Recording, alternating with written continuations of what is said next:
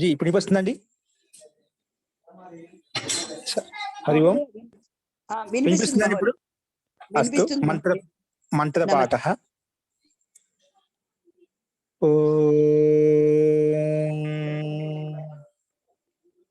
సహనావతు సహనౌ భునక్తు సహ వీర్యం కరవావహై తేజస్వినావదీతమస్తు మా విద్విషావహై. ఓం శాంతి శాంతి శాంతి.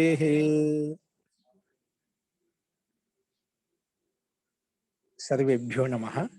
అందరికీ నమస్కారం అండి. నిన్న చెప్పిన పాఠం మీద సందేహాలు ఉన్నాయండి?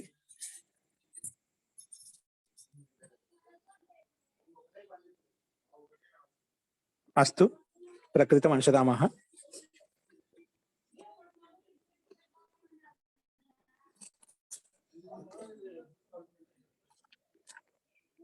మనము ప్రత్యయస్య లుక్ స్లు లుపః అనే సూత్రంలో ఉన్నటువంటి ఉదాహరణ చెప్పుకుంటున్నాము.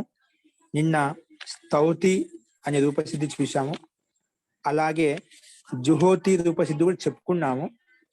ఇది అందరు రాసే ఉంటుంది అనుకుంటా, కొంతమంది పంపించారు. సో ఇది మళ్ళీ ఏమైనా నోట్స్ చెప్పాలంటారా? చెప్పుకుందామండి, సంకోచపడద్దు. నోట్స్ చెప్పుకుందామంటారా? రాయగలిగారా? ఇంకా ఎవరైనా ఉన్నదా వికల్పంగా వికల్పంగా నోట్స్ చెప్పుకుందాం అనే వాళ్ళు ఉన్నదా? అపవాదం అంటే ఎవరన్నా వీళ్ళకి ఇంకా అందరికి ఓకేనా?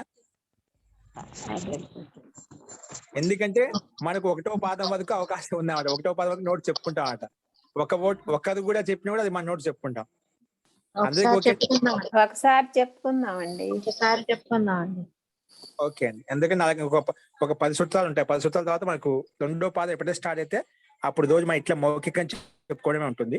కాబట్టి రాసుకోండి, పర్వాలేదు. కొంచెం ముందు రాసిన వాళ్ళు ధైర్యంగా ఉండండి, ఓపిక పట్టుకోండి, ఇబ్బంది లేదు. వాళ్ళకి మళ్ళీ ఒకసారి ఏవైతే సూత్రాలు చెప్తున్నా ప్రతిదీ ఓపెన్ చేసి చూసుకోండి. ఇంకా రాయని వాళ్ళకి అర్థమై ఉండొచ్చు, ఒకసారి చూసి ఓపెన్ చేసి చూసుకోండి. ఎందుకంటే మళ్ళీ చెప్పాం కాబట్టి అందరిని కలుపుకొని వెళ్ళాలి మనం. కాబట్టి ఒకసారి చెప్దామండి. 2-3 ఇంకా ఈ 10 సూత్రాల్లో ఎక్కువ సిద్ధులే ఉండవు, ఈ 4-5 సూత్రాలే ఉన్నాయన్నమాట. తర్వాత మౌఖికంగా చెప్పేది కాబట్టి అప్పుడు ఎట్లా మనం చెప్పుకుంటాము నెక్స్ట్ అదే. కాబట్టి ఇప్పుడు మటుకు రాసుకుందామండి, మిగిలిన వాళ్ళకు కూడా సులభంగా ఉండటం కోసం. అస్తు తో రాసుకుని జుహోతి రాసుకుని హూ దానా దానయో. ఏంటది? హూ దానా దానయో. హూ దానా దానయో.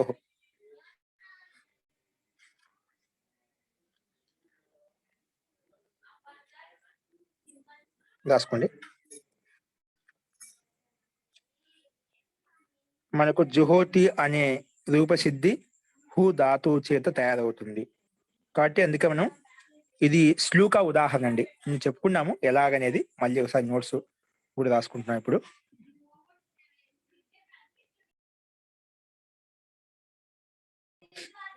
రాసుకోండి. హూ, అది మీకు స్క్రీన్ మీద కనిపిస్తూ ఉంటుంది, చూసుకోండి. హూ దానా దానయో రాసుకోండి. భూవాదయో ధాతు, దీనికి ఎదురుగా బాణం గురించి రాసుకోండి. భూధాతుకి ఎదురుగా భూవాదయో ధాతవ నీట్గా రాసుకోండి. ప్రతిదీ చెప్పేటప్పుడు అర్థం కావాలి. ఏ సూత్రం వచ్చి ఏ రకంగా పనిచేస్తున్నది గుర్తుపెట్టుకోండి, తర్వాత మీకు అదే ఉపయోగపడేది. భూవాదయో ధాతవ అనేన సూత్రేణ హూ ఇత్యస్య ధాతు సంజ్ఞా భవతి. చూడండి, స్క్రీన్ మీద కనిపిస్తుంది మీకు నీట్గా. ఇక్కడ మనకు తెలుసు కావచ్చు, చూడండి మొత్తం ఇవ్వలేదు, రాయలేదు అనమాట. ముఖ్యమైన సూత్రాలు ఏవైతే వచ్చే అవి మాత్రం చూపించారు. కాబట్టి ప్రతి చోట ఇప్పుడు నెక్స్ట్ పోయే కొద్దీ మనకు అట్లా ముఖ్యమైన సూత్రాలు ఏవైతే ఉన్నాయో వాటికి మాత్రం రూపసిద్ధి ఉంటుంది. మిగతా పూర్వవర్తం చెప్పి వదిలేస్తానమాట. ఆ పూర్వవర్తం ఏం పెద్ద విషయమే ఉండదు అక్కడ, అన్ని తెలిసినట్టువే. కాబట్టి కొన్ని సూత్రాలు ఇప్పుడు మేము రాయిస్తున్నాం, ఏమేమి ప్రక్రియ జరిగినాయి అవి గుర్తుపెట్టుకుని సరిపోతుంది అంతే. అవన్నీ చాలాసార్లు గమనించే సూత్రాలే, అందుకే మీరు గమనిస్తూ ఉండండి. ఎక్కడ ఏ రకంగా రాస్తున్నామో, ఏ సూత్రం ఏ రకంగా వచ్చి ఏ సందర్భంలో పనిచేస్తుంది అది గమనిస్తూ ఉండండి. అస్తు ఇలా భూవాదయో ధాతవ అనే సూత్రం వచ్చి హూ అనే ధాతుకి ధాతు సంజ్ఞ పేరు పెట్టింది. అందుకే అనేన సూత్రేణ హు ఇత్యస్య ధాతు సంజ్ఞా భవతి. ధాతు సంజ్ఞ పేరు పెట్టిన తర్వాత ధాతోః ధాతోః ఇదం అధికార సూత్రం. ధాతోః ఇదం అధికార సూత్రం. అస్మిన్ అధికారే అస్మిన్ అధికారి, ఈ అధికారంలో ఉంది. అస్మిన్ అధికారే అస్మిన్ అధికారే వర్తమానే లట్. ఎందుకంటే జుహోతి లట్ లకారం అండి. ఇది లట్ లకారం యొక్క రూపం అంటే హవనం చేస్తున్నాడు అని అర్థం. అంటే వర్తమానం జరుగుతుంది అన్నమాట. అందుకే వర్తమాన కాలం చెప్పండి లట్ వచ్చాం. వర్తమానే లట్. అన్య సూత్రేణ వర్తమానే కాలే అర్థే ధాతోః లట్ ప్రత్యయః భవతి. అనేన సూత్రేణ వర్తమాన కాలే అర్థే धातोः लट् प्रत्ययः भवति. धातोः धातु से लट् प्रत्ययः वस्तुः. धातोः लट् प्रत्ययः भवति. लट् प्रत्ययः भवति. लट् प्रत्यय भवति చెప్పాం కదా. ఆ పని చేయాలి ఇంకా మడే. అంటే హూ ధాతుకి పక్కన లట్టు ఏడొస్తుంది? ప్రత్యయం కదా. ప్రత్యయః పరశ్చ అనే సూత్రం, రెండు సూత్రాల ప్రకారంగా ప్రత్యయం ఎల్లప్పుడూ ధాతుకి పక్కనే వస్తుంది. అందుకే రాయండి హూ లట్. హూ లట్. హూ లట్. ఇప్పుడు ఆయన మళ్ళీ లట్ ఇత్యస్య అనుబంధ లోపః. లట్ ఇత్యస్య అనుబంధ లోపః. లట్కు అనుబంధ లోపం చేస్తాం. లట్ ఇత్యస్య అనుబంధ లోపః. అనుబంధంలో ఎలా అవుతుంది? తకారానికి హలంత్యం, లకారంలో ఉండే అకారానికి ఉపదేశే అజనునాసిక ఇత్ అనే సూత్రం ప్రకారంగా. అప్పుడు ఏమవుతుంది? డైరెక్ట్ గా అవన్నీ రెండు సూత్రాలు రాయకుండా మనం డైరెక్ట్ గా అనుబంధ లోపః అని చెప్పి రాసేసాం. అప్పుడు ఏమవుతుంది? ఇల్ లకారం కొల్లి మిగులుతుంది. హూ ఇల్. ఏ సూత్రం ఏ పని చేసినా ఆ పని ఇంకా చూపించాలి, కింద స్థితి చూపించాలి మనం. హూ ఇల్. హూ ఇల్. ఇప్పుడు మళ్ళీ దీనికి ఎదుగు రాసుకోండి. ఈ లకార స్థానంలో ఎటువంటి ఏ అర్థాన్ని చెప్పడం కోసం, కర్తం చెప్పడం కోసం ప్రత్యయం వస్తుందా? కర్మం చెప్పడం కోసం వస్తుందా? భావాన్ని చెప్పడం కోసం వస్తుందా ప్రత్యయం?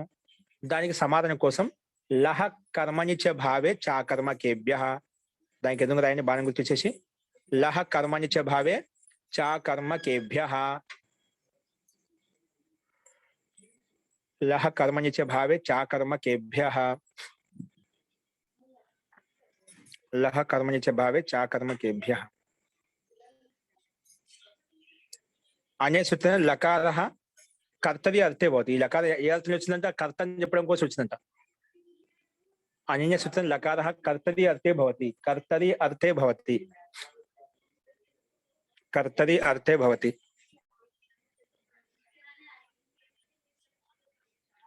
తో తర్వాత ఏమొస్తుంది? ఇప్పుడు కర్తవ్యం ప్రత్యయం తెచ్చుకోవాలి మనం. అందుకే ప్రత్యయం తెచ్చుకోవాలి, లస్య అధికారంలోకి వెళ్ళాలి. అందుకే కింద రాసుకోండి లస్య. ఇది సూత్రం అండి. లస్య అని ఒక సూత్రం కొటేషన్ పెట్టుకొని దీనికి ఎదురుగా ఇదం అధికార సూత్రం. ఇదం అధికార సూత్రం. ఏ విధంగా అయితే ధాతో ఇదం అధికార సూత్రం అని చెప్పి అధికారంలోకి వెళ్ళి ప్రత్యయం తెచ్చుకుంటాం, అలాగే లస్య అని అధికార సూత్రంలోకి వెళ్ళి టిప్ ప్లస్ ది తెచ్చుకుంటామట. లస్య ఇదం అధికార సూత్రం. అస్మిన్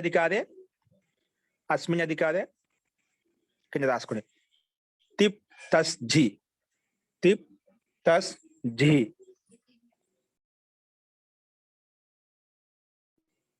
టిప్ తస్ జీ. అనేన సూత్రేణ ప్రథమ పురుష ఏకవచనే. అనేన సూత్రేణ ప్రథమ పురుష ఏకవచనే టిప్ ప్రత్యయః భవతి. ప్రథమ పురుష ఏకవచనే టిప్ ప్రత్యయః భవతి. అనేన సూత్రేణ ప్రథమ పురుష ఏకవచనే టిప్ ప్రత్యయః భవతి. प्रथम पुरुष एकवचने किं भवति? टिप् प्रत्ययः भवति. प्रथम पुरुष एकवचने टिप् प्रत्ययः भवति. तो टिप् प्रत्यय भवति. टिप् प्रत्यय ఎక్కడ వస్తుంది? ప్రత్యయః పరశ్చ ప్రకారంగా పక్కనే వస్తుంది. ఎక్కడ? సారీ, టిప్ ప్రత్యయః లకార స్థానే. ప్రత్యయః పరశ్చ రావు. సారీ, లకార స్థానే. ప్రథమ పురుష ఏకవచనే టిప్ ప్రత్యయ లకార స్థానం, లకార లా స్థానంలో ఇల్లు కదా, దాని స్థానంలో వస్తుందన్నమాట. లకార స్థానే భవతి అనండి. ప్రథమ పురుష పూర్వవత్ ప్రథమ పురుష ఏకవచనే టిప్ ప్రత్యయ లకార స్థానే భవతి. లకార స్థానం కింద రాయండి. హూ తిప్, హూ తిప్, హూ తిప్, హూ తిప్, హూ తిప్. సో ఇప్పుడు రాయండి మళ్ళా. టిప్ ఇట్టి దీనికి ఎదురుగా బాణం గుర్తు ఇచ్చేసి టిప్ ఇచ్చేసి అనుబంధ సారీ తింగ్షిత్ సారధాతుకం. హూ తిప్కి ఎదురుగా రాయండి. సో ఏ సూత్రం ఏ పని చేసినా ఆ పని ఏం చేసిందో కింద చూపిస్తూ పోతున్నాం మనం. అది గమనించాలి మీరు. ఈ సూత్రం వచ్చి ఇప్పుడు ఇది వచ్చేసి హూ తిప్. ఈ సందర్భంలో దీనికి ఎదురుగా ఏం రాస్తున్నాం సూత్రము? తింగ్షిత్ సార్వధాతుకం, తింగ్షిత్ సార్వధాతుకం, తింగ్షిత్ సార్వధాతుకం అనేన సూత్రేణ టిప్ ప్రత్యయస్య సార్వధాతుక సంజ్ఞా భవతి. టిప్ ప్రత్యయస్య సార్వధాతుక సంజ్ఞా భవతి. టిప్ ఇత్యస్య సార్వధాతుక సంజ్ఞా భవతి. టిప్ ఇత్యస్య సార్వధాతుక సంజ్ఞా భవతి. టిప్ ఇత్యస్య సార్వధాతుక సంజ్ఞా భవతి.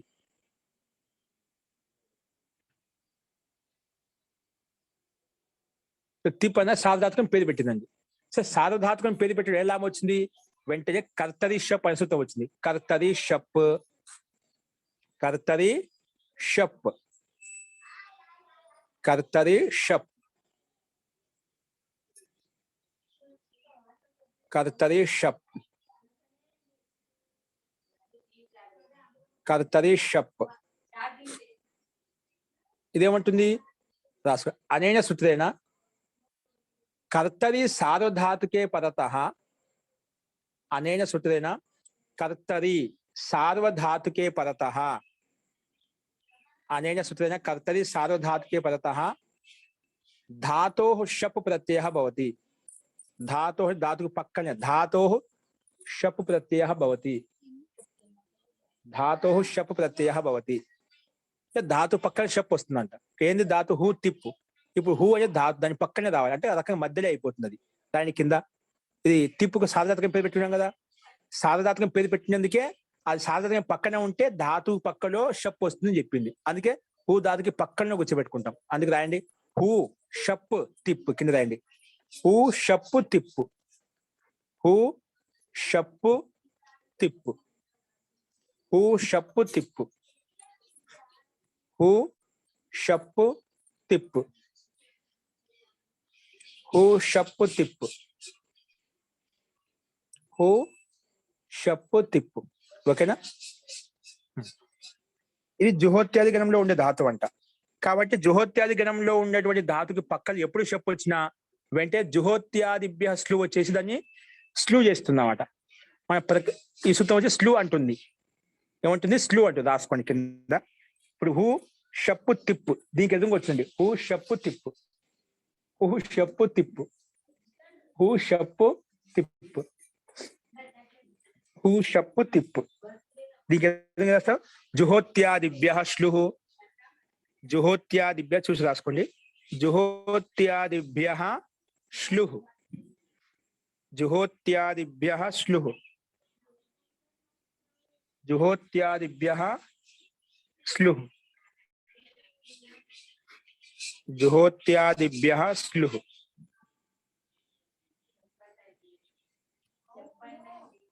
అనన్య సూత్రేణ పైన స్తౌతులు చెప్పుకునే ఇవన్నీ అక్కడ అదాది గణం, ఇక్కడ జుహోత్యాది, అదే తేడా. రాసుకోండి జుహోత్యాదిభ్య స్లు. దీని తాత్పర్యం రాసుకోండి. అనైన సూత్రేణ, ఈ సూత్రం చేత అనైన సూత్రేణ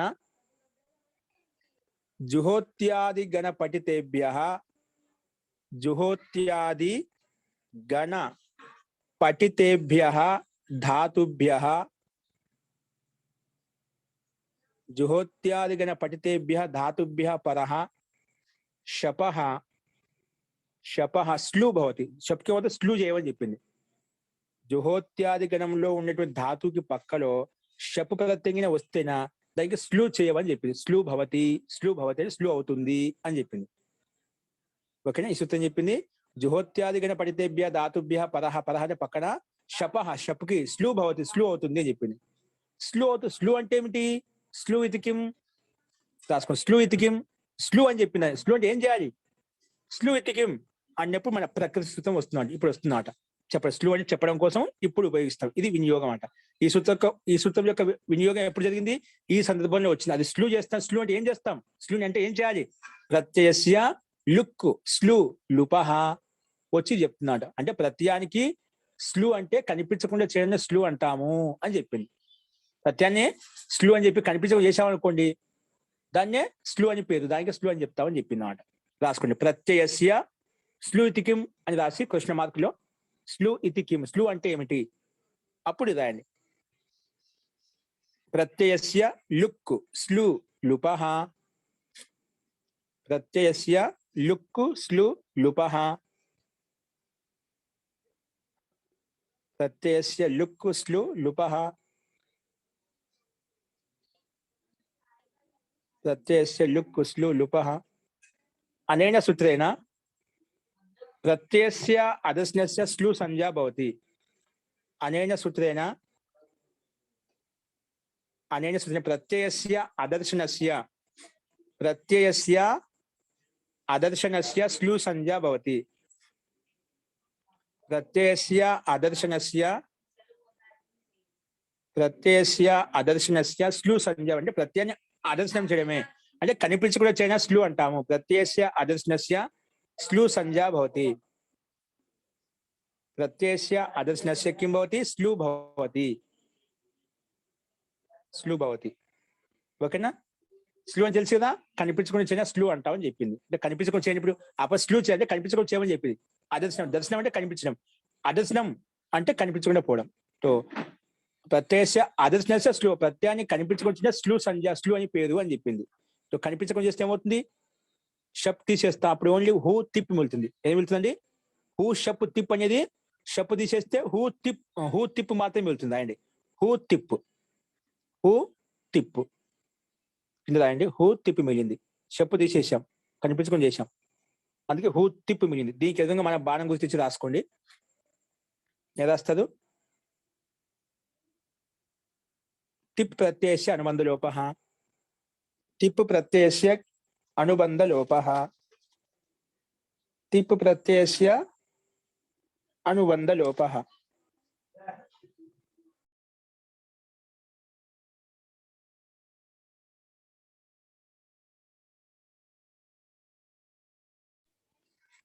టిప్ ప్రత్యయస్య అనుబంధ లోపః. టిప్ అనుబంధ లోపం ఏం వెళ్తుందండి? కేవలం పకారం వెళ్ళిపోతే తి మాత్రమే వెళ్తుంది. ఏం వెళ్తుంది? కేవలం తి మాత్రమే వెళ్తుంది. రాసుకోండి. హూ తి ఏమొచ్చింది? హూ తి. ఇప్పుడు పక్కాలు వెళ్ళిపోయింది. హలంత్యం తస్య లోపః అదర్శనం లోప ఎంని రాకుండా డైరెక్ట్ గా రాసాము, అనుబంధ లోప అని చెప్పి తీసేసాం, పక్కన తీసేసాం. అప్పుడు ఏం మిగిలింది? హూ తి మిగిలింది. ఓకే, దీనికి ఎదురుగా రాసుకుని మళ్ళీ ఇప్పుడు మనం జుహోత్యాదిభ్య స్లు అనే సూత్రం చేత స్లు చేయడం వల్ల ఏం లాభం కలిగింది? ఇక్కడ షప్పు స్లు చేసి తీసేసావు, దీని లాభం ఏంటి నీకు?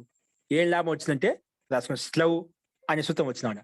స్లు చేశాం కాబట్టి వస్తుంది. ఎప్పుడైతే స్లు చేశామో ఈ సూత్రం వచ్చి జుహోత్యాదిభ్య స్లు అని ఎప్పుడైతే వచ్చిందో ఖచ్చితంగా స్లవ్ అనే సూత్రం వస్తుందన్నమాట. ఓకేనా? అందుకే రాసుకోండి స్లవ్. ఇది ఒక సూత్రం అండి. 6వ అధ్యాయం 1వ పాదం 10వ సూత్రం స్లవ్ కొటేషన్ పెట్టుకుని. అనన్య సూత్రైన స్లవ్ పరతః. ఇక్కడ మనకేందో హూ తి ఉందండి, దీనికి ఎందుకు రాస్తున్నాం ఇప్పుడు అంటే పక్కన మనం స్లూ చేసుకున్నాం కదా, కనిపించే చేసేసాం, కనిపించలేదు కానీ ఉంది కదా మనకు తెలుసు. ఈ మధ్యలో హూకి తిప్కి మధ్యలో స్లూ చేశాము అంటే చెప్పు ఉండేది కనిపించుకొని చేసాము. మనకు అది మనం ముందు ఆ క్రియ చేసుకొని వచ్చాం, ఆ కార్యం చేసుకొని వచ్చాం, అది తెలుసు కాబట్టి ఈ సూత్రం వచ్చిందన్నమాట. వచ్చి స్లవ్ ఏముంటుంది? స్లవ్ పరతః రాసుకుని. అనన్య సూత్రైన స్లవ్ పరతః. స్లవ్ పక్కన ఉంటే అంటే స్లవ్ అంటే స్లూ అని అర్థం. స్లూకే స్లవ్ వస్తుంది సప్తమి విభక్తి ఏకవచనంలో. గురుకి గురవు ఏ విధంగా వస్తుందో స్లూకి విభక్తిలో రూపం నడిపిస్తే స్లవ్ అవుతుందన్నమాట. అందుకే స్లవ్ అనేన సూత్రైన స్లవ్ పరతః ధాతోః ద్వే భవత. ధాతోః అంటే ధాతువుకి, ద్వే భవత ధాతు 2 అవుతాయి. ధాతోః ద్వే భవత ధాతు 2 చేయి అని చెప్పింది. ఇప్పుడు హూ ఉంది ఇంకోటి చేయి అంటే 2 అయిపోతాయి. ధాతోః ద్వే భవతః. ఇది ప్రయోజనం. చూడు, జుహోత్యాదిభ్యాస్తో స్లూ చేయడం అని ఏం లాభం వచ్చింది? స్లవ్ వచ్చి అటువంటి స్లవ్ అనేది పక్కన ఉంటే అటువంటి క్రియ పని చేసుకుంటే ముందున్న ధాతుకు 2 చేసుకోవచ్చు అని చెప్పింది. అది 2 చేస్తాడు. స్లవ్ పరతః ధాతోః ద్వే భవతః. 2 చేయండి, 2 చేయండి. 2 చేస్తే వస్తుంది హూ తి రాయండి. హూ తి ఉంది, దానికి ఇంకోసారి చేస్తే రెండే చెప్తా ఉంటా. హూ తి, హూ తి, హూ తి, హూ తి. ఇప్పుడు మళ్ళీ రాయండి దీనికి ఎదురుగా. ఈ సందర్భంలో ఏమొచ్చింది మళ్ళా? పూర్వోభ్యాస. దీనికి ఎదురుగా బాణం గురించి రాసుకోండి. పూర్వోభ్యాస, పూర్వోభ్యాస, పూర్వోభ్యాస, పూర్వో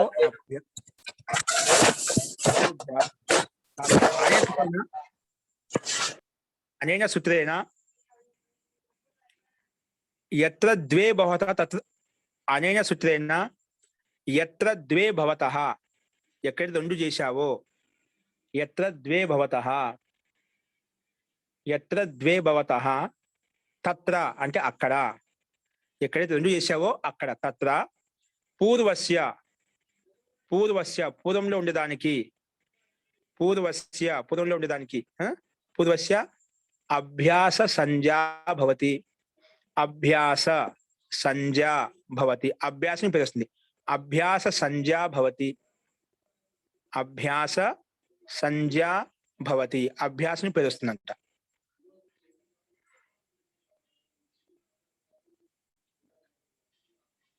అభ్యాస సంజ్ఞా భవతి,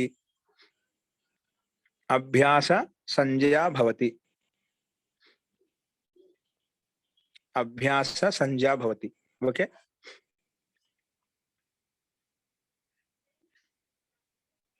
అంటే ఇక్కడ నువ్వు ఎక్కడ రెండు చేసావు, హూ అని రెండు, ఇక్కడ రెండు చేసాం కదా, దాంట్లో రెండు ఉన్నాయి కదా, దాంట్లో ఒక మొట్టమొదటి దాని ఏంది, దానికి అభ్యాసం పేరు పెట్టుకున్నాం. ఏం పేరు పెట్టినా? అభ్యాసం ఒక నామకరణం చేశాం. దాని ఏం లాభం వచ్చింది అంటే, అలా పేరు పెట్టుకున్నా దాంట్లో అభ్యాసంలో మాత్రం పని చేసుకోవచ్చు అంట. కొన్ని సూత్రాలు ఉన్నాయి అభ్యాసంలో పనిచేసేవి, ఇప్పుడు చూస్తాం. ఇప్పుడు అభ్యాసం పేరు పెట్టిపోయింది. ఇప్పుడు కింద మళ్ళీ దానికి ఎందుకు రాయండి, బాణం గుర్తు ఇచ్చేసి దాని కింద పూర్వభ్యాస కుహోశ్చుహు, ఇది వచ్చిందండి. కుహోశ్చుహు, కుహోశ్చుహు, ఇది వచ్చిందండి. ఇదేమంటుంది? అభ్యాసంలో పనిచేస్తుంది. నువ్వు ఎవరికైతే అభ్యాసం పేరు పెట్టావో ఆ అభ్యాసంలో అని పని చెప్తుంది, ఆ సూత్రం పనిచేస్తున్నాడు. రాసుకుని అభ్యాసే అంటే అభ్యాసంలో, సప్తమి భక్తి ఏకవచనం అండి. అభ్యాసంలో, అభ్యాస అంటే అభ్యాసంలో, కవర్గశ్చ అథవా హకారస్య, కవర్గస్య అథవా హకారస్య, హకారస్య చవర్గః భవతి, చవర్గః ఆదేశः భవతి, చవర్గః ఆదేశः భవతి. కవర్గస్య హకారస్య అంటే కవర్గానికి, అథవా హకారస్య లేదా హకారానికి. కవర్గం అంటే కవర్గంలో ఉండే 5 అక్షరాలు కానీ, లేదా అవి లేవనుకోండి, హకారస్య హకారం ఉన్నా కూడా, హకారస్య కిం భవతి, చవర్గః ఆదేశः భవతి. చవర్గంలో ఉండే 5 అక్షరాలు వస్తాయి, చవర్గంలో 5 అక్షరాలు వస్తాయి. ఉడక కవర్గం అని ఉండాలి, హకారం ఉండాలి. ఇక్కడ కవర్గంలో ఏ అక్షరం లేదు. అభ్యాసంలో ఏముంది? హకారం ఉంది. సరే, హకారం ఉంది, ఏదో ఒకటి ఉంది కదా. హకారంలో వస్తుంది, చవర్గం వస్తుందంట. చవర్గం నుండి 5 అక్షరాలు మొత్తం వచ్చేసాయి. అందులో ఏం పెట్టుకోవాలి మనము? చవర్గంలో 5 అక్షరం, ఏ అక్షరం పెట్టుకోవాలి? హకార స్థానం ఏది సాదృశ్యంగా ఉంది, దానికి నిర్ణయం చేసి స్థానేంతరతమః, స్థానే అంతరతమః. ఇది వచ్చి స్థానం అత్యంత సదృశ్యంగా ఉండేది పెట్టుకో అని చెప్పింది. స్థానేంతరతమః, స్థానేంతరతమః. అనేన సూత్రేణ, అనేన సూత్రేణ స్థానే అంతరతమః ఆదేశः భవతి. స్థానే కిం భవతి? అంతరతమః ఆదేశः భవతి. స్థానం అత్యంత సదృశ్యంగా ఉండేది ఆదేశంగా వస్తుంది. ఏది అత్యంత సదృశ్యంగా ఉండేది ఎలా తెలుస్తుంది మనకు? స్థానం లేదు. ఓ కవర్గం అంటే కవర్గానికి మొట్టమొదటి అక్షరానికి మొట్టమొదటి అక్షరం, రెండవ అక్షరానికి రెండవ అక్షరం, మూడవ అక్షరం క్రమం కలుపుకుండే వాళ్ళం. ఇక్కడ హకారానికి సమానంగా ఉండేదేంటి? అప్పుడు దానికి శిక్షా సూత్రంలో ఒకటి ఉంది మనకు, హకారేణ చతుర్థ. రాసుకోండి, శిక్ష ఉంది హకారేణ చతుర్థ. హకారం చేత చతుర్థ వర్ణాలు వస్తాయి. హకార అంటే హకార స్థానంలో చతుర్థ వర్ణాలు వస్తాయి అన్నమాట. ఇక్కడ ఏముంది మనకు? చతుర్థ అంటే ఏ ఆదేశం? చవర్గం ఆదేశం చెప్పాం. ఏదైతే ఆదేశం ఉందో ఆ చవర్గంలో చతుర్థాక్షరం పెట్టుకోవాలన్నమాట. చవర్గంలో చతుర్థాక్షరం పెట్టుకుంటాం. అందుకే రాయండి, హకారేణ చతుర్థ. అనేన హకారస్థానే, హకారస్థానే చతుర్థవర్ణ ఝకారः భవతి. హకారస్థానే చతుర్థవర్ణ ఏంటి? ఝకార. అదే కదా, చ ఛ జ ఝ మహాప్రాణం వస్తుంది. అంటే చవర్గంలో 4వ అక్షరం వస్తుంది. ఎందుకంటే చవర్గం పెట్టుకోవాలి కదా. చవర్గం ఏది సదృశ్యంగా ఉండేది హకార స్థానంలో జకారమే సదృశ్యంగా ఉందన్నమాట. ఎందుకు ఇది కూడా మహాప్రాణం, ఇది కూడా మహాప్రాణమే. మన సూత్రం చెప్తుంది హకార స్థానం ఎప్పుడు చతుర్థ వర్ణాలు వస్తాయి. ఏవైతే ఆదేశం చెప్పామో, ఏ వర్గం చెప్పామో ఆ వర్గంలో చతుర్థ వర్ణాలు పెట్టుకోవాలి. చవర్గం చెప్పా, చవర్గంలో చతుర్థ వర్ణం పెట్టుకున్నాము. ఓకేనా. సో కాబట్టి చతుర్థ వర్ణం వస్తుంది, జకారం వస్తుంది. ఓకేనా, రాసుకోండి. సో హకారం చతుర్థ అనే సూచన హకార స్థానే చతుర్థ వర్ణ భవతి. హకార స్థానే చతుర్థ వర్ణ జకార భవతి. చూడు, హకారంలో ఊ ఉంది, ధన్యం అని చెప్పి హాస్తం జా పెట్టాం. హారు ఊ ఎలా ఉందని అలాగే కలిపేస్తాం, మళ్ళా జూ అయిపోతుంది కింద. రాసుకోండి. జూ పక్కన హూ ఎలా ఉందో హూ అలాగే ఉంది, టీ ఎలాగైతుందో అలాగే ఉంది. జూ హూ టీ, జూ హూ టీ, జూ హూ టీ. ఓకేనా, జూ హూ టీ. ఓకే, ఇప్పుడు మా దీనికి ఎదుగు రాయండి. ఇది వచ్చి అభ్యాసంలో పనిచేసింది. ఇది కూడా ఇంకో సూత్రం కూడా వస్తుంది. ఇది కూడా అభ్యాసంలో పనిచేస్తుంది. అభ్యాసే చర్చ, అభ్యాసే చర్చ, అభ్యాసే చర్చ. చూడు, ఇది కూడా అభ్యాసంలో పనిచేసుకోండి. ఇప్పుడు అభ్యాసం చెప్పిన పేరు పెట్టినాక మనకు సందేహం ఉండదు. హూ అంటే జూలో వేసుకోవాలా, హూ చేసుకోవాలా సందేహం. ఇప్పుడు అభ్యాసంలో చూసుకుంటాం అన్నమాట. నామకరణం చేసుకోవడం వల్ల లోక వ్యవహారం మనకు శాస్త్ర వ్యవహారం సక్రమంగా చేసుకోవచ్చు అండి. ఇప్పుడు ఏదైనా నామకరణం చేసాం ఎందుకు? లోక వ్యవహారం కోసం. ఇక్కడ నామకరణం చేస్తున్నామంటే మన కార్యసిద్ధి కోసం, శాస్త్ర వ్యవహారం కోసం మనం నామకరణం చేసుకుంటామట. అందుకే ఇప్పుడు అభ్యాస చర్చ ఇది వచ్చిన సూత్రం. అభ్యాసే చర్చ రాసుకుని అనేన సూత్రేణ అభ్యాసే జస్ ఆదేశ భవతి. అభ్యాసే జస్ ఆదేశ భవతి. అభ్యాసం జస్ చేసుకో, జస్ వర్ణం చేసుకో అని చెప్పింది. అభ్యాసం ఏ వర్ణం ఉన్నా ఉండి, ఏ వర్ణం ఉంటే దానికి సదృశ్యంగా ఉండే వర్ణాలు జస్ట్ చేసుకో చెప్పి జస్ వర్ణం చేసుకో. జస్ వర్ణం అంటే జ బ గ డ ద ఈ 5 అక్షరాలు వచ్చాయి. జస్ట్ ఈ 5 వర్ణాలు ఉన్నాయంట. అందుకే అనే సూచన అభ్యాస జస్ ఆదేశ భవతి. జస్ ఆదేశ అంటే జకారం ఉండేది ఒక జకారము. ఆ జకారంలో 5 వర్ణాలు జ బ గ డ ద 5 వచ్చాయి. ఏం పెట్టుకోవాలి దాంట్లో? అప్పుడు దీనికి నిర్ణయం చేయడం కోసం స్థానేంతరతమః. ఏంటి?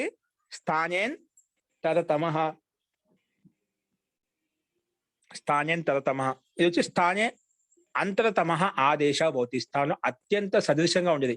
అంతరతమః అంటే సదృశ్యంగా ఉండేది చేసుకో. అంతరతమః ఆదేశ భవతి. స్థానంలో అత్యంత దగ్గరగా ఉండేది పెట్టుకో అని చెప్పింది. స్థానే అత్యంత సదృశ్యతమః ఆదేశ భవతి.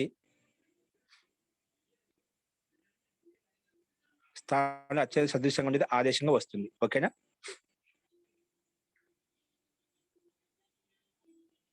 స్థానే అత్యంత సదృశ్యతమః ఆదేశ భవతి. ఓకే.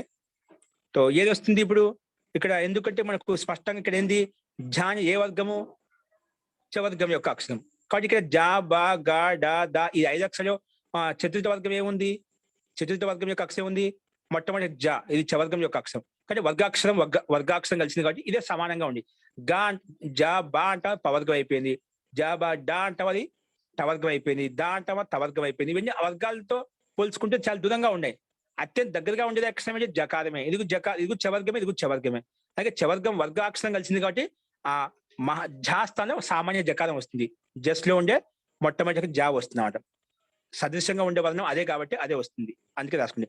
అభ్యాస చర్చ అనే సూచన అభ్యాసే జస్ ఆదేశ భవతి అని చెప్పిన తర్వాత స్థానేంతరతమః అనే సూచన స్థానే అంతరతమః లేదా సదృశ్యతమః ఆదేశ భవతి అని చెప్పాం. ఆదేశం ఏమొస్తుంది దాని కింద. జూ ఉంది కదా, జూ హూతిలో సామాన్య జకారం జూ రాయండి. సామాన్య జా తీసేసి సామాన్య జా పెట్టేస్తాం. దాంట్లో ఊ ఉంది కాబట్టి అది అలాగే రాస్తాం. జూ హూ తి, జూ హూ తి. ఓకేనా. ఇది వస్తుంది మనకి స్థితి. ఓకే. అభ్యాసం పేరు పెట్టుకున్నా మనకి ఏమన్నా కుహోష్టు అనే సూత్రం వచ్చింది. అభ్యాస చర్చ వచ్చి అభ్యాసంలో పని చేసుకున్నాం. ఇందుకోసం నామకరణం చేసుకున్నాం. ఇప్పుడు ఈ జూహూతి అయిపోయిన తర్వాత మన లక్ష్యం గుణంగా పని చేసుకోవాలి. మనకు జుహోతి కావాలి. ఇప్పుడు జూహూతి వచ్చింది అంటే జుహోతి కావాలంటే ఇంకొక పని చేయాలి. ఏం పని చేయాలి? దీనికి ఎదురు జూహూతికి ఎదురు రాసుకోండి. సార్వధాతుక ఆర్ధధాతుకయోః, సార్వధాతుక ఆర్ధధాతుకయోః, సార్వధాతుక ఆర్ధధాతుకయోః, సార్వధాతుక ఆర్ధధాతుకయోః. ఇదేమంటుంది ఒకసారి వినండి. ఇది సార్వధాతుకం పక్కన ఉన్నాయి కానీ సార్వధాతుక ప్రత్యయం కానీ పక్కన ఉంటే లేదా ఆర్ధధాతుక ప్రత్యయం పక్కన ఉంటే అప్పుడు ముందున్న అంగానికి దానికి గుణం చేస్తాను అంటుంది. ఇప్పుడు టిప్ అంటే ప్రత్యయం కదా, ప్రత్యయం పక్కనే ఉంటే ముందు ఆటోమేటిక్ గా అంగ సంజ్ఞానం వచ్చేస్తుంది, పేరు వచ్చేస్తుంది. యస్మాత్ ప్రత్యయ విధి తదాది ప్రత్యయంగం, దాన్ని మాటి రాసుకోవాల్సిన అవసరం లేదు మనకు. ప్రత్యయం ఉందంటే ఖచ్చితంగా దాని ముందుది అంగం అయిపోతుంది. ఇక టిప్ అనే ప్రత్యయం కాబట్టి దానికి ముందుండేది అంగం అయిపోతుంది. కాబట్టి హూ అనేది అంగమే. కాబట్టి ఇది వచ్చి ఏం చెప్పింది, సార్వధాతుకం పక్కన ఉన్నా లేదా ఆర్ధాతుకం పక్కన ఉన్నా. ఇక్కడ ఆర్ధాతుకం లేదు కానీ సార్వధాతుకం ఉంది కదా, టిప్కి సార్వధాతుకం ఇప్పుడు పెట్టినా పైన థింగ్స్ సార్వధాతుకం అని చెప్పి సార్వధాతుకమే. కాబట్టి సార్వధాతుకం పక్కన ఉంటే ముందున్న అంగానికి గుణం అవుతుంది అని చెప్పింది. ఏం చెప్పింది, ముందున్న అంగానికి ఉకారాంత అంగానికి గుణం చేస్తాను అని చెప్పింది. గుణం ఏం చేస్తావు, గుణం అంటే ఏమిటి అన్నప్పుడు అదేం గుణ వచ్చి చెప్తుంది. రాసుకోండి. సార్వధాతుక ఆర్ధధాతుకయోః అనేన సూత్రేణ సార్వధాతుకే పరతః, సార్వధాతుకే పరత, సార్వ పక్కన ఉంటే అని అర్థం. సార్వధాతుకే పరత పక్కన ఉంటే అంగస్య స్పష్టత కూడా కాదు, ఉకారాంతస్య అంగస్య, ఊ కదా, ఊలో ఉకారాంతం కదా, హాలో హూ ఉకారాంతం అంట. ఉకారాంతస్య అంగస్య గుణో భవతి. ఉకారాంతస్య అంగస్య కిం భవతి, గుణో భవతి. ఉకారాంతస్య అంగస్య కిం భవతి, గుణో భవతి. ఉకారాంతస్య అంగస్య కిం భవతి, గుణో భవతి. ఉకారాంత అంగానికి గుణం అవుతుంది అని చెప్పింది. ఉకారాంతస్య అంగస్య గుణో భవతి. సో గుణం అంటే ఏమిటి, గుణం అవుతుంది. గుణహైతి కిం, స్పష్టత కోసం గుణం అవుతుంది చెప్పి. గుణం అంటే ఏం చేయాలి, అదేం గుణ సూత్రం రాసుకోండి. ఉకారాంత అంగస్య గుణో భవతి చెప్పి. గుణం అంటే ఏమిటి, గుణం ఏం చేయాలి, అప్పుడు ఇది వచ్చి చెప్తుంది. అదేం గుణ రాసుకోండి కేవలం. అదేం గుణ, ఇది స్పష్ట గుణం అంటే ఏమిటి చెప్పడం కోసం వచ్చిన. అదేం గుణ అనేనా ఆ ఏ ఓ ఇది ఏతేషాం వర్ణానాం గుణ సంజ్ఞా భవతి. ఏముంటుంది, అనేన సూత్రేణ ఆ ఏ ఓ, ఆ కామా ఏ కామా ఓ, ఈ మూడు వర్ణాల గుణం అని పేరంట. ఆ ఏ ఓ ఇది ఏతేషాం వర్ణానాం గుణ సంజ్ఞా భవతి. ఈ మూడు వర్ణాల గుణం అని పేరు. సరే, గుణం అంటే మనకు ఉకారంతో ఊ ఒకటి ఉంది కానీ గుణం చేసుకోవాలి. గుణం అంటే మూడు వర్ణాల పేరుకు గుణం అని చెప్పావు. ఆ ఏ ఓ మూడు వచ్చాయి, మూడు ఏం పెట్టుకోవాలి, మూడు వర్ణాలు తీసుకొచ్చావు. గుణం చేసుకుంటే మూడు వర్ణాలు వచ్చాయి. నేను కూర్చుంటాను, నేను చేస్తాను అని చెప్పి మూడు వర్ణాలు వచ్చాయి. ఆ వచ్చింది, ఏ వచ్చింది, ఓ వచ్చింది. ఏం పెట్టుకోవాలి దాంట్లో, దానికి నిర్ణయం కోసం మళ్ళీ నిర్ణయం చేసి చూస్తే నిర్ణాయక సూత్రం అన్నమాట.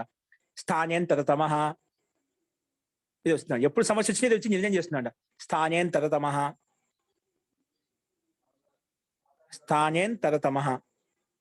ఇది వచ్చేమంటుంది, బై స్థానంలో ఎందుకు, దీంట్లో మూడు వర్ణాలు ఉన్నాయి కదా, ఏదైతే అత్యంత దగ్గరగా ఉందో స్థానం, వర్ణాలు సమానంగా ఉన్నాయో అది పెట్టుకో అని చెప్పింది అన్నమాట. అందుకే ఇది వచ్చి చెప్తుంది. స్థానేంతరతమః అనేన సూత్రేణ స్థానే సదృశతమః ఆదేశः భవతి. స్థానే సదృశతమః ఆదేశः భవతి. స్థానంలో అత్యంత సదృశంగా ఉండేది వస్తుంది అని చెప్పింది. ఏది అత్యంత సదృశంగా ఉండేది అంటే ఇక్కడ మనం పోల్చుకుంటే మనం ఊ అనేది ఏంటి, ఉపపద్మాన్య ఓష్ఠాహ, ఉపపద్మాన్య ఓష్ఠవ తోటి ఉకారం ఓష్ఠ స్థానం, ఊలో ఉండేది ఓష్ఠ స్థానం. ఇక్కడ ఆ ఏ ఓలో మూడు వర్ణాల్లో ఓష్ఠ స్థానం ఏముంది, ఆ అంటావా కంఠస్థానము, ఇది కలవలేదు. ఆ ఏ అంటే కంఠతాలు, ఇది కూడా కలవలేదు. ఓ అనేది ఓష్ఠ స్థానం, ఇది ఓష్ఠ స్థానం కలిసిందంటే అంటే ఓ అనేది ఓష్ఠ స్థానం అంటే కొంచెం సాదృశ్యం కనిపించింది. ఇది కూడా ఓష్ఠ వర్ణమే, ఇది కూడా ఓష్ఠ వర్ణమే. కాబట్టి ఆ ఏ ఓ ఈ మూడు వర్ణాల్లోంచి ఓ వర్ణం కొంచెం సదృశ్యంగా ఉంది, సమానంగా ఉంది కాబట్టి అదే కొంచెం దగ్గరగా ఉంది కాబట్టి అదే పెట్టుకుంటాం. ఓకేనా. అది ఎవరు చెప్పారు సదృశ్యంగా చేసుకోమని చెప్పేది, స్థానేంతరతమః అనే సూత్రం వచ్చి అత్యంత సదృశ్యంగా ఉండేది ఓ కాబట్టి ఓని తెచ్చుకుంటాం అన్నమాట. ఓకే, తో రాసుకోండి. తో స్థానేంతరతమ రాసిన తర్వాత అనేనా సదృశతమః ఆదేశः భవతి. ఏది సదృశతము ఇప్పుడు చెప్పుకున్నాం. ఊ స్థానంలో ఓ అనేది సదృశ్యంగా ఉంది, మూడు వర్ణాల నుంచి ఓ వస్తుంది. రాయండి కింద. జూ ఊ స్థానంలో ఓ వస్తుంది, ఆ స్థానంలో ఓ అయిపోతుంది. జూ హో తి, జూ హో తి వచ్చేసింది మన లక్ష్యము. జూ హో తి, దీనికి ఎదురుగా ఇతి రూపం సిద్ధ్యతి. జూ హోతి అని చెప్పినా ఇతి రూపం సిద్ధి, ఈ రకంగా మనకు రూపం సిద్ధిస్తుంది.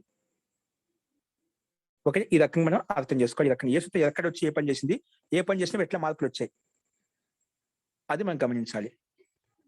ఓకేనా. జుహోతి ఇతి రూపం సిద్ధ్యతి. ఇక్కడ మనకు ప్రకృతి సూత్రం ఎక్కడ వినియోగించబడింది, జుహోత్యాదిభ్య స్లు వచ్చి స్లు చేసుకో అని చెప్పినప్పుడు, స్లు అంటే ఏం చేయాలన్నప్పుడు ప్రత్యయస్య లుక్ స్లు లుపహ అనే ఒక సూత్రం వచ్చింది. ఈ స్లు అంటే ఏం లేదు, దానికి కనిపించకుండా చేసేయి. ఎవరికైతే స్లు అని చెప్పావు, షప్కు స్లు అని చెప్పావు, ఆ షప్ను కనిపించకుండా చేయడాన్ని స్లు అంటాము. సో స్లు చేయడం ఎలా వచ్చింది, స్లవ్ అనే సూత్రం వచ్చి ద్విత్వం చేసుకో అని చెప్పింది. స్లు చేయడం వల్లనే అసలు స్లు వర్ణం పక్క స్లు చేసి ఉంటేనే ఎక్కడైతే దానికి ముందుండే ధాతు ద్విత్వం అయిపోతుంది. ఇదే కాదు, ఎక్కడైనా సరే, ఎక్కడైతే స్లు చేసావు ఏ ధాతువుతో అయినా సరే అక్కడ ఖచ్చితంగా ద్విత్వం అయిపోతుంది. అందుకే ద్విత్వం చేసుకుంటే హూ టీ అయిపోయింది. మళ్ళీ అభ్యాసాన్ని పేరు పెట్టుకుంటాం, దాంట్లో జకారం వస్తుంది, జకారానికి మళ్ళీ సామాన్య జకారం వస్తుంది, గుణం చేసుకుంటే హో అయిపోతుంది, జుహోతి అనే రూపం మనకు సిద్ధిస్తుంది. ఈ రకంగా జుహోతి అనే రూపాన్ని మనం తయారు చేసామండి. అస్తు, ఇందులో ఒక సందేహం ఉందా అండి ఇప్పుడు చెప్పిన దాంట్లో? అర్థమైంది అందరికి? అర్థమైంది మహోదయ. ఓకే అండి. ఇప్పుడు ఈ రకంగా మనం జుహోతి రూప శుద్ధి చూసాము. అంటే ఇప్పుడు లుక్కి చూసాము ఉదాహరణ, స్లుకి చూసాము. రెండోది ఉంది ప్రత్యయస్య లుక్కు స్లు లుప్పు. మూడు ఉన్నాయి కదా, ఇప్పుడు లుక్కు చూసాము, స్లుకు చూసాము, లుక్కి స్లుకు చూసాము. నెక్స్ట్ మూడు అంటే లుప్పు ఉందండి. లుప్పు ఎప్పుడు రాలి, ఇప్పుడు ఫస్ట్ టైం వచ్చింది. లుప్పుకి ఉదాహరణ వరనాహ. ఏంటండి ఎగ్జాంపుల్ ఏంటి, వరనాహ అనే శబ్దం అండి. ఏ శబ్దము, వరనాహ అనే శబ్ద రూపం బహువచనంలో ఉంది. ఇది లుప్కి ఉదాహరణ. ఈ లుప్కి ఉదాహరణ మనం రేపు చూద్దామండి. అసలు కొంచెం విశేషంగా అర్థమయ్యే చెప్పాలి. ఓకే, సో ఇది రేపు చూద్దామండి. అనుకోకుండా దీనికి ఛార్జింగ్ తక్కువ ఉంది కాబట్టి రేపు. సో ఈ రకంగా మనం లుక్కి స్లుకి ఉదాహరణ చూసాము. సూత్రానికి ప్రత్యయస్య లుక్ స్లు లుపహ అనే సూత్రానికి ఉదాహరణ, అంతిమ ఉదాహరణ వరనాహ. ఇది లుప్కి ఉదాహరణ ఏ రకంగా అనేది మనం రేపు చూద్దామండి. అస్తు, ఇంకొక సందేహాలు కూడా మనం తర్వాత చూద్దాము. మంత్రపాఠ. ఓం సర్వే భవంతు సుఖినః, సర్వే సంతు నిరామయాః, సర్వే భద్రాని పశ్యంతు, మా కశ్చిద్ దుఃఖభాగ్ భవేత్. ఓం శాంతి శాంతి శాంతిః. సర్వేభ్యో నమః. అందరికీ నమస్కారం అండి. శ్రీ గురుభ్యో నమః.